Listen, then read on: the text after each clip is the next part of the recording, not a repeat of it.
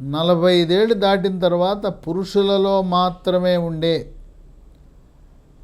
Prostate గ్రంథి కొద్దిగా size పెరగటం ప్రారంభమవుతుంది. అలాంటి ప్రాస్టేట్ గ్రంథి పెరగటం వల్ల మూత్ర విసర్జన చుక్కలు చుక్కలుగా పడటం, ధారగా రాకపోవటం, మూత్రంలో తరచుగా చీము కణాలు చేరటం, ఈ ప్రాస్టేట్ సమస్యలను కొంతవరకు నియంత్రించడానికి మొక్కజొన్న పనికొస్తుందని పరిశోధనలు వెల్లడిస్తున్నాయి.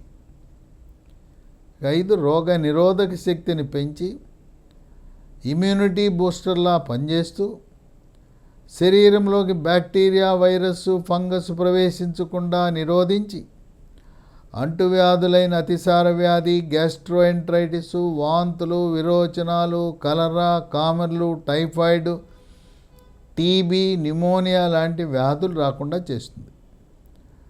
6 కంటి చూపుని మెరుగుపరిచి రేజీకటిని నివారిస్తుంది.